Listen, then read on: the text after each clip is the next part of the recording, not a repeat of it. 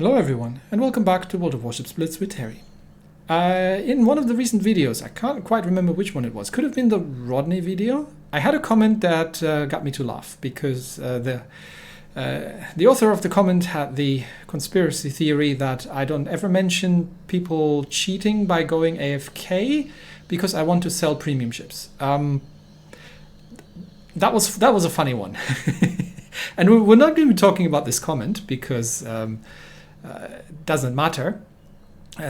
But I figured it'd be a good opportunity to run my annual PSA when it comes to spending money in game, to premium ships, and to my personal stance on these sort of things, how you can acquire them if you need them, and the everlasting topic of gambling in the first place. So, premium ships. Do you need premium ships in World of Warships Blitz to be successful? Short answer, no. You can see in the tech tree that there is a whole flurry of free ships that you can grind just by playing the game. And while there are some premium ships which are noticeably better than most other ships, it's not that every premium ship is better than their tech tree equivalent. Some of them are different, and some of them are interesting in how they are different, but it's not, and this is true for any tier, it's not that the ship makes the game, it's the player that makes the game. I would say 95% is the skill of the player, and the premium ship may or may not give you a little bit of a boost. So, why does this matter? Well, just to get back to this one comment very briefly, no, I do not sell premium ships because I don't work for wargaming. I don't get money from wargaming. I don't get any kickbacks for making reviews about premium ships or anything like that. So no, I have nothing to do with this. Why am I making reviews about premium ships? Well, because premium ships are expensive, and I mean really expensive. So let's have a very quick look. And we see here that a premium tier 8 ship, the Key, in a bundle on sale costs 63 Australian dollars. Now you can convert that in your local currency, but that is a decent amount of money, even with inflation going on these days. So if you're a player and you're new to the game and you figure, I enjoy this game, I would like to either, I have money that I would like to spend on this game and I would like to purchase myself a premium ship, then it's good if they can see what they are getting themselves into and what they're getting for their money without having to spend before they have to spend it. That's why I'm reviewing premium ships, which means I give you some overview, I give you some impressions and my personal opinion, which does not always match everybody else's opinion, but it gives you a bit of an idea what you're getting yourself into. Because premium ships are not just purchasable via bundles, that's the good part. Premium ships also happen to be in crates. So for example, the tier 9 Groningen that I made a video about this earlier this week is in a crate. And if you look at up here, you see that the drop rate or the chance of actually purchasing or getting your hands on a Groningen is 1.5%, which isn't particularly high given that the thing costs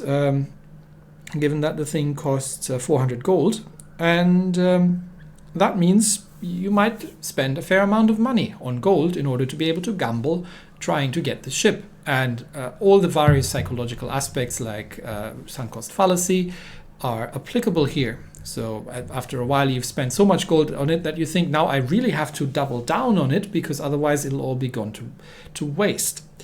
So it's not gambling per se, because you do get something for your gold. It's not that you can never get anything. You might get some blueprints. You might get a legendary commander. You might get a very strange looking camouflage if you get lucky. But there are various forms of loot crates, the sonar sweep events, and other things, which are games of chance. So should we condemn this? No. Why? If you go out and play the lottery or do sports betting, that is also a game of chance. If you go to a pub and put some money into a gambling machine, that is also a game of chance. Yes, Terry, but how about people? How about kids? Well, kids should not be having access to their parents' credit cards. That is a That is the responsibility of the parents. It is, as a parent, and I'm saying this as a parent, it is your responsibility to make sure that your kids are aware of these dangers. It's the same that if you go to a newsagent or whatever that's called in your country, and they sell instant scratchies and these kind of things. Now, kids can't get their hands onto them because they can't sell these to kids, but they're still exposed to these things. And if you look at games, if you look at Fortnite, if you look at Roblox, if you look at any game that's kind of catered towards kids, these days they all have in-game purchases, they all have microtransactions, they all have gambling mechanics, all these kind of things. So, as responsible people living in this world, we have to learn to get along with gambling and with the temptation that it brings, which is why I'm mentioning this. So, am I telling you to gamble? No, I'm not. Am I telling you not to gamble? No, I'm not telling you that either, because you have to be responsible for your own life and as such make these kind of decisions. So I'm not the one to tell you what to do with your money, and if you want to spend it on, at least want to make sure that you know what to spend it on. But the point that I'd like to bring home, as usual, is besides the point that no, I am not getting any money for premium reviews, otherwise I wouldn't have to rely on YouTube ad income. But the point I would like to bring home is that you don't need a premiumship to be successful in the game. This is a free-to-play game. That means you can play it for free. And it is not a pay-to-win game. It's not that you hit a glass ceiling at some point and everybody who paid money is just better, or that people can buy, you can't buy skill, right? So if you have money to spare and you want to spend it on the game, be my guest. I would recommend you spend it for a guaranteed for a guaranteed ship.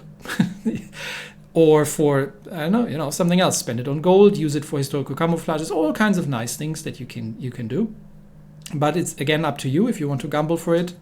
Just be aware of the regular pitfalls of gambling in general. And yes, if you can't afford it because you don't have the money, or you have the money but you don't want to spend it on the game, you don't need to do so to have fun. You can have fun completely for free. So that was my brief annual PSA.